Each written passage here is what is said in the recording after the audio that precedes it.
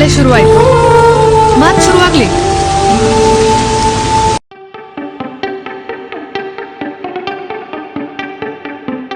ನಮಸ್ಕಾರ ಕರ್ನಾಟಕ, ನಾನು ನಿಮ್ಮ ವಿಜಯ್. ಹೆಂಗಿದ್ರೆ ಎಲ್ಲರೂ ಸಕ್ಕತ್ತಾಗಿದ್ದೀರಾ ಅನ್ಕೊತಾ ಇದ್ದೀನಿ, ಸೂಪರ್ ಆಗಿದ್ದೀರಾ ಅನ್ಕೊತಾ ಇದ್ದೀನಿ. ಮತ್ತೊಂದು ಹೊಸ ವ್ಲಾಗ್ಗೆ ಸ್ವಾಗತ ಸುಸ್ವಾಗತ.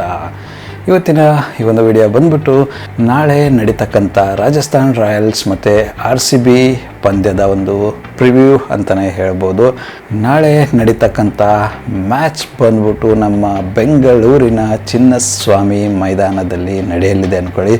ಎಂದಿನಂತೆ ಕಾಡುತ್ತಿರುವ ಒಂದು ಭೀತಿ ಭಯ ನಮ್ಮೆಲ್ಲರಿಗೂ ಏನಪ್ಪ ಅನ್ನೋದಾದರೆ ಹೋಮ್ ಗ್ರೌಂಡ್ ಮ್ಯಾಚ್. ಯಾಕಂದರೆ ಹೋಮ್ ಗ್ರೌಂಡಲ್ಲಿ ನಡೆದಿರ್ತಕ್ಕಂಥ 3 ಮ್ಯಾಚ್ಗಳನ್ನು ಸತತವಾಗಿ ಸೋತು, ಅಂದರೆ 3 ಮ್ಯಾಚ್ ನಡೆದಿದೆ ಹೋಮ್ ಗ್ರೌಂಡಲ್ಲಿ, 3ಕ್ಕೆ 3 ಸೋತು ನಮ್ಮ RCB ಅವರು ಎಲ್ರಿಗೂ ಒಂದು ಮೆಸೇಜನ್ನು ಕೊಟ್ಟಿದ್ದಾರೆ, ಹೋಮ್ ಗ್ರೌಂಡಲ್ಲಿ ಯಾವುದೇ ಕಾರಣಕ್ಕೂ ಗೆಲ್ಲಲ್ಲ ಅಂತ. ನೋಡುವ ನಾಳಿನ ಒಂದು ಪಂದ್ಯದಲ್ಲಾದರೂ ಅಟ್ಲೀಸ್ಟ್ ಹೋಮ್ ಗ್ರೌಂಡಲ್ಲಿ ಗೆಲ್ತಾರ ನಮ್ಮ RCB ಅಂತ.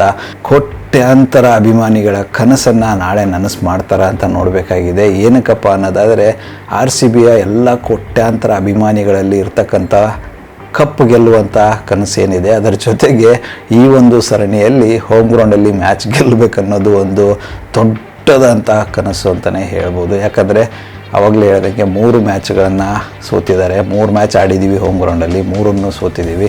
ನಾಳೆ 4ನೇ ಪಂದ್ಯ ನಡೆಯಲಿದೆ. ನಾಳೆ ಆದರೂ ಗೆಲ್ತಾರೋ ಏನು ಮಾಡ್ತಾರೋ ಅಂತ ಗೊತ್ತಿಲ್ಲ. ಅಟ್ಲೀಸ್ಟ್ ನಾಳೆ ಯಾರ್ಯಾರೆಲ್ಲ ಸ್ಟೇಡಿಯಮ್ಗೆ ಹೋಗ್ತಾ ಇದ್ದಾರೆ RCBನ ಸಪೋರ್ಟ್ ಮಾಡೋಕ್ಕೆ, ನಿಂಬೆಹಣ್ಣನ್ನೆಲ್ಲ ತೊಗೊಂಡು ಹೋಗ್ಬಿಡಿ. ಅಟ್ಲೀಸ್ಟ್ ಅದರಿಂದನಾದರೂ ಏನಾದರೂ ವರ್ಕೌಟ್ ಆಗಿಬಿಟ್ರು ಗೆಲ್ತಾರ ಅಂತ ಅನ್ನಿಸ್ಬಿಟ್ಟಿದೆ. ನಿಜ, ಆ ಒಂದು ಮೈಂಡ್ ಸೆಟ್ ಎಲ್ರಿಗೂ ಬಿಲ್ಡ್ ಆಗಿಬಿಟ್ಟಿದೆ. ಹೋಮ್ ಗ್ರೌಂಡ್ ಅಂದ ತಕ್ಷಣ RCB ಸೋಲ್ತಾರೆ ಅಂತ. ಈವನ್ ಪ್ಲೇಯರ್ಸ್ ಮೈಂಡಲ್ಲೂ ಅದೇನು ಸೆಟ್ ಆಗಿದೆನೋ ಗೊತ್ತಿಲ್ಲ.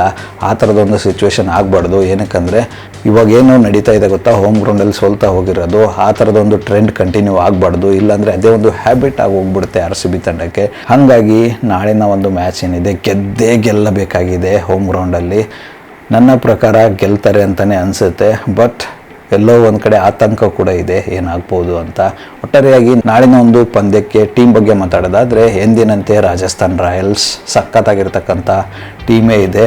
ಅದೆಲ್ಲದರ ಜೊತೆಗೆ RCB ಅವರು ರಾಜಸ್ಥಾನ್ ರಾಯಲ್ಸ್ನ ಆಲ್ರೆಡಿ ಒಂದು ಸರ್ತಿ ಸೋಲಿಸಿದ್ದಾರೆ. ಸೊ ಆ ಒಂದು ಸೇಡನ್ನು ತೀರಿಸ್ಕೊಳ್ಳೋದಕ್ಕೆ ಅವರು ಫುಲ್ ರೆಡಿಯಾಗೇ ಬಂದಿರ್ತಾರೆ. ನಾವು ಅವರ ಒಂದು ಹೋಮ್ ಗ್ರೌಂಡಲ್ಲಿ ಹೋಗಿ ಸೋಲಿಸಿದ್ದೀವಿ ಜೈಪುರಲ್ಲಿ. ನಾಳೆ ಬೆಂಗಳೂರಲ್ಲಿ ಬಂದು ಅವರು ಫುಲ್ ಸಜ್ಜಾಗಿಯೇ ಬಂದಿರ್ತಾರೆ.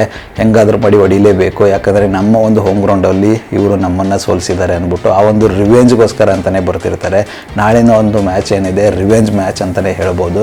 ಸೊ ಈ ಒಂದು ರಾಜಸ್ಥಾನ್ ತಂಡಕ್ಕೆ ರಿವೆಂಜ್ ತೊಗೊಳ್ಳೋಕ್ಕೆ ಯಾವುದೇ ಕಾರಣಕ್ಕೂ ಬಿಡಬಾರ್ದು. ನಾಳಿನ ಒಂದು ಪಂದ್ಯದಲ್ಲಿ ಹೋಮ್ ಗ್ರೌಂಡಲ್ಲಿ ನಾವೇ ಗೆದ್ದು ಬೀಗಬೇಕಾಗಿದೆ. ಎಲ್ರಿಗೂ ಒಂದು ಮೆಸೇಜ್ ಕೊಡಬೇಕಾಗಿದೆ, ಹೋಮ್ ಗ್ರೌಂಡಲ್ಲೂ ಗೆಲ್ತೀವಿ, ಹೋಮ್ ಗ್ರೌಂಡಲ್ಲೂ ಹೊಡಿತೀವಿ ಅನ್ನೋ ಒಂದು ಮೆಸೇಜ್ನ ಕೊಡಬೇಕಾಗಿದೆ ಅಂತಲೇ ಹೇಳಕ್ಕೆ ಬಯಸ್ತೀನಿ. ಸೊ ಒಟ್ಟಾರೆಯಾಗಿ ತಂಡದ ಬಗ್ಗೆ ನೋಡೋದಾದರೆ ರಾಜಸ್ಥಾನ್ ರಾಯಲ್ ತಂಡನೂ ಕೂಡ ಸಖತ್ತಾಗಿದೆ. ಅದರಲ್ಲಿ ಯಶಸ್ವಿ ಜೈಸ್ವಾಲ್ ಆಗಿರ್ಬೋದು, ನಿತೀಶ್ ರಾಣಾ ಆಗಿರ್ಬೋದು, ವೈಭವ್ ಸೂರ್ಯವಂಶಿ ಆಗಿರ್ಬೋದು, ಅಥವಾ ಕ್ಯಾಪ್ಟನ್ ಆದಂಥ ಸಂಜು ಸ್ಯಾಮ್ಸನ್ ಆಗಿರ್ಬೋದು, ಹೆಟ್ಮಯರ್ ಆಗಿರ್ಬೋದು, ರಿಯಾನ್ ಪರಾಗ್ ಆಗಿರ್ಬೋದು, ಮತ್ತು ಧ್ರುವ್ ಜುರೆಲ್ ಆಗಿರ್ಬೋದು, ಎಲ್ಲ ಒಂದು ಅದ್ಭುತವಾದಂಥ ಬ್ಯಾಟಿಂಗ್ ಲೈನಪ್ ಇರ್ತಕ್ಕಂಥ ಒಂದು ತಂಡನೇ ಅಂತ ಹೇಳ್ಬೋದು. ಕಾಮಾಗಿ ಆಡ್ತಾರೆ, ಕೂಲಾಗಿ ಆಡ್ತಾರೆ, ಸಕ್ಕತ್ತಾಗಿರ್ತಕ್ಕಂಥ ಒಂದು ಫೈಟ್ ಕೊಡೋದ್ರಲ್ಲಿ ಯಾವುದೇ ರೀತಿ ಡೌಟ್ ಇಲ್ಲ ಅಂದ್ಕೊಳ್ಳಿ. ಇನ್ನು ಬಾಲಿಂಗಲ್ಲೂ ಕೂಡ ಅದೇ ಥರ ಟಫೆಸ್ಟ್ ಒಂದು ಟೀಮ್ ಆಗಿದೆ. ಜೋಫ್ರಾ ಆರ್ಚರ್ ಆಗಿರ್ಬೋದು, ಮತ್ತು ಎಲ್ರಿಗೂ ಗೊತ್ತಿರತಕ್ಕಂಥ ಅದ್ಭುತವಾದಂಥ ಬಾಲಿಂಗ್ ಮಾಡ್ತಿರ್ತಕ್ಕಂಥ ಸಂದೀಪ್ ಶರ್ಮಾ ಆಗಿರ್ಬೋದು. ಸಂದೀಪ್ ಶರ್ಮಾ ಅವರು ಈ ಒಂದು IPL ಆವೃತ್ತಿನಲ್ಲಿ ಅದ್ಭುತವಾಗಿಯೇ ಬಾಲಿಂಗ್ ಮಾಡ್ತಾ ಇದ್ದಾರೆ ಅಂತ ಹೇಳಿದರೆ ತಪ್ಪಾಗಲ್ಲ. ಸೊ ಅವರು ಕೂಡ ಸಖತ್ತಾಗಿದ್ದಾರೆ ಬಾಲಿಂಗಲ್ಲಿ. ಒಂದು ಅದ್ಭುತವಾದಂಥ ಪ್ರದರ್ಶನ ನಾಳೆ ಮ್ಯಾಚಲ್ಲಿ ತೋರಬಹುದಾಗಿರುತ್ತೆ. ಅವರನ್ನು ಬಿಟ್ಟರೆ ತುಷಾರ್ ದೇಶಪಾಂಡೆ ಅವರಿದ್ದಾರೆ, ಮತ್ತು ಮಹೇಶ್ ತೀಕ್ಷಣ ಇದ್ದಾರೆ. ಸೊ ಈ ಥರ ಒಟ್ಟಾರೆಯಾಗಿ ಒಂದು ಅದ್ಭುತವಾದಂಥ ಒಂದು ಬೌಲಿಂಗ್ ಲೈನಪ್ ಅವ್ರ ಹತ್ರ ಇದೆ ಅಂತ ಹೇಳಿದ್ರೂ ತಪ್ಪಾಗಲ್ಲ. ಸೊ ಎಂದಿನಂತೆ ಎಲ್ರಿಗೂ ಗೊತ್ತಿರೋ ಹಾಗೆ ಚಿನ್ನಸ್ವಾಮಿ ಮೈದಾನ ಒಂದು ಬ್ಯಾಟಿಂಗ್ ಪಿಚ್ ಆಗಿರುತ್ತೆ. ನಾಳಿನ ಒಂದು ಮ್ಯಾಚಲ್ಲಿ ಮೇನ್ ಆಗಬೇಕಾಗಿರ್ತಕ್ಕಂಥದ್ದು ಏನಪ್ಪ ಅನ್ನೋದಾದರೆ ಯಾವುದೇ ಕಾರಣಕ್ಕೂ ಮಳೆ ಬರಬಾರ್ದು ಗುರು. ಕೊನೆಯ ಒಂದು ಮ್ಯಾಚಲ್ಲಿ ಮಳೆ ಬಂದು ಗಬ್ಬೆ ತೊಯ್ತು ಅಂದ್ಕೊಳ್ಳಿ, ಅರ್ಜೆಂಟಲ್ಲಿ ಆಡೋಕ್ಕೆ ಹೋದ್ರು, ಬೇಗ ಮುಗಿಸೋಣ ಅಂತ ಆಡೋಕ್ಕೆ ಹೋಗ್ಬಿಟ್ಟು ವಿಕೆಟ್ನೆಲ್ಲ ಒಪ್ಪಿಸ್ಬಿಟ್ಟು ಸೋತ್ವಿ. ನಾಳಿನ ಒಂದು ಮ್ಯಾಚಲ್ಲಿ ಯಾವುದೇ ಕಾರಣಕ್ಕೂ ಮಳೆ ಬರಬಾರ್ದು. ಆವಾಗ ಒಂದು ಅದ್ಭುತವಾದಂಥ ಪಂದ್ಯ ನೋಡೋದಕ್ಕೆ ಸಿಗುತ್ತೆ ಅಂತಲೇ ಹೇಳ್ಬೋದು. ಇದಿಷ್ಟು ರಾಜಸ್ಥಾನ್ ರಾಯಲ್ ತಂಡ ಆಗಿರುತ್ತೆ. ಅದ್ಭುತವಾಗಿರ್ತಕ್ಕಂಥ ಒಂದು ಆಲ್ರೌಂಡರ್ ಟೀಮ್ ಇದೆ ಅಂತಲೇ ಹೇಳ್ಬೋದು. ಇವಾಗ ನಮ್ಮ RCB ಟೀಮ್ ಬಗ್ಗೆ ನೋಡೋದಾದರೆ ನನ್ನ ಪ್ರಕಾರ ಓಪನಿಂಗ್ ಅಂತೂ ಕರೆಕ್ಟಾಗಿದೆ. ಯಾಕೋ ನಮ್ಮ ಪಿಲ್ ಸಾಲ್ಟ್ ಅವರು ಕಳೆದ 2 ಮ್ಯಾಚ್ಗಳಲ್ಲಿ ಆಡ್ತಾ ಇಲ್ಲ. ಬಟ್ ನಾಳಿನ ಒಂದು ಮ್ಯಾಚಲ್ಲಿ ಭರ್ಜರಿ ಆದಂಥ ಒಂದು ಬ್ಯಾಟಿಂಗ್ನ ಎಕ್ಸ್ಪೆಕ್ಟ್ ಮಾಡ್ತಾ ಇದ್ದೀನಿ ಫಿಲ್ ಸಾಲ್ಟ್ ಅವರಿಂದ. ಇನ್ನು ಕೊಹ್ಲಿ ಅವರಂತೂ ಬಿಡಿ ಚೇಸಿಂಗ್ ಕಿಂಗ್ ಅಂತ ಸುಮ್ಮನೆ ಹೇಳ್ತಾರೆ. ಅವ್ರಿಗೆ ಕೊನೆಯ ಮ್ಯಾಚ್ಗಳಲ್ಲೆಲ್ಲ ನೋಡಿರ್ಬೋದು, ಅದ್ಭುತವಾದಂಥ ಹಾಫ್ ಸೆಂಚುರಿನೆಲ್ಲ ಹೊಡೆದು ತಂಡವನ್ನು ಗೆಲ್ಲಿಸೋದರಲ್ಲಿ ಮುಖ್ಯ ಪಾತ್ರ ವಹಿಸಿರ್ತಾರೆ. ಇನ್ನು ದೇವದತ್ ಪಡಿಕ್ಕಲ್ ಆಗಿರ್ಬೋದು, ಸಖತ್ ಫಾರ್ಮಲ್ಲಿದ್ದಾರೆ. ಎಲ್ಲೋ ಕೊನೆಯ ಒಂದು ಮ್ಯಾಚಲ್ಲಿ ರಜತ್ ಪಾಟೀದಾರ್ ಅವರು ಬೇಗ ಔಟ್ ಆದರು. ಅವರು ನಾಳೆ ಕಮ್ಬ್ಯಾಕ್ ಆಗುವ ಎಲ್ಲ ಮುನ್ಸೂಚನೆಗಳು ಕಾಣಿಸ್ತಾ ಇದೆ. ಅದೇ ಥರ ಜಿತೇಶ್ ಶರ್ಮನೂ ಕೂಡ ಬೇಗ ಔಟ್ ಆದರು.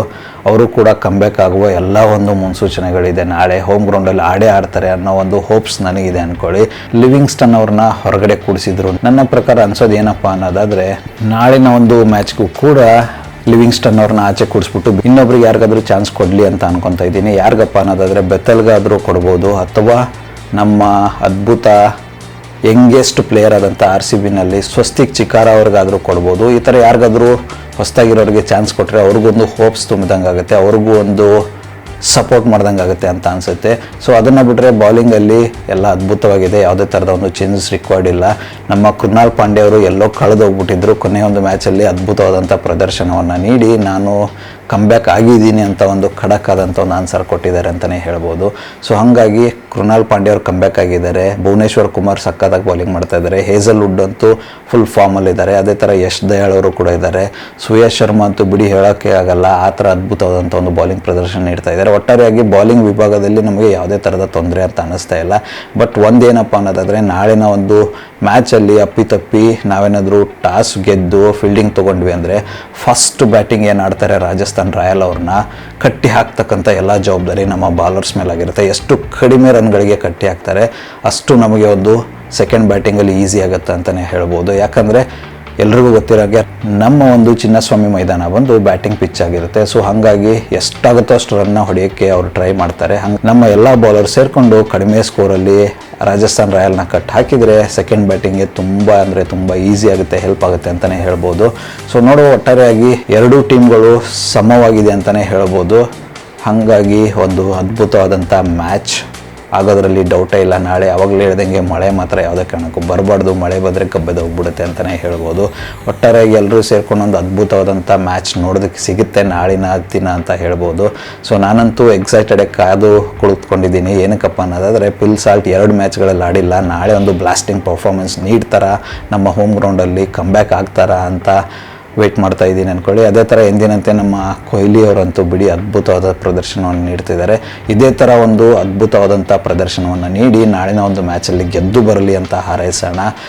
ಹಂಗೋ ಹಿಂಗೋ ಮಾಡಿಬಿಟ್ಟು ಹೋಮ್ ಗ್ರೌಂಡಲ್ಲಿ ಗೆದ್ದು ಎಲ್ಲರ ಮನಸ್ಸಲ್ಲಿ ಇರ್ತಕ್ಕಂಥ ಒಂದು ಕೆಟ್ಟ ಪರಿಕಲ್ಪನೆ ಏನಿದೆ, ಹೋಮ್ ಗ್ರೌಂಡಲ್ಲಿ ಸೋಲ್ತಾರೆ RCB ಅಂತ ನಮ್ಮ ಹೇಟರ್ಸ್ ಕೂಡ ಹೇಳ್ತಾರಲ್ವ, ಎಲ್ರಿಗೊಂದು ಸರಿಯಾದ ಉತ್ತರವನ್ನು ಕೊಡೋಣ ಅಂತ ಹೇಳೋಕ್ಕೆ ಇಷ್ಟಪಡ್ತೀನಿ. ಅದ್ಭುತವಾಗಿ ಆಡಿ ಬನ್ನಿ RCB ಅಂತ ಹೇಳೋಣ. ಸೊ ಇದಿಷ್ಟು ಇವತ್ತಿನ ಒಂದು ಮ್ಯಾಚ್ ಪ್ರಿವ್ಯೂ ಆಗಿರುತ್ತೆ. ನಿಮಗೆ ನಾಳಿನ ಒಂದು ಮ್ಯಾಚ್ ಬಗ್ಗೆ ಏನು ಅನಿಸುತ್ತೆ, ಏನೇನೆಲ್ಲ ಅಭಿಪ್ರಾಯ ಇದೆ, ಏನು ಚೇಂಜಸ್ ಆಗಬೇಕು ಅಂತ ಬಯಸ್ತೀರಾ, ದಯವಿಟ್ಟು ಕಮೆಂಟಲ್ಲಿ ತಪ್ಪದೇ ತಿಳಿಸಿ. ನನ್ನ ಚಾನಲ್ಗೆ ಏನಾದರೂ ಹೊಸದಾಗಿದ್ದರೆ ದಯವಿಟ್ಟು ಸಬ್ಸ್ಕ್ರೈಬ್ ಮಾಡಿ, ಸಪೋರ್ಟ್ ಮಾಡಿ. ಇದೇ ರೀತಿ ಹೆಚ್ಚಿನ ವೀಡಿಯೋಗಳು ನನ್ನ ಚಾನಲಲ್ಲಿ ಬರ್ತಾ ಇರುತ್ತೆ ಅಂದ್ಕೊಳ್ಳಿ. ಮತ್ತೆ ಸಿಗುವ ಮತ್ತೊಂದು ಹೊಸ ವೀಡಿಯೋದೊಂದಿಗೆ. ಅಲ್ಲಿವರೆಗೂ ನಗ್ತಾ ಇರಿ, ನಗಿಸ್ತಾ ಇರಿ, ನಗ್ತಾ ಇರಿ. ಜೈ ಹಿಂದ್, ಜೈ ಭಾರತ್, ಜೈ ಕರ್ನಾಟಕ, ಜೈ RCB, ವಂದೇ ಮಾತರಂ.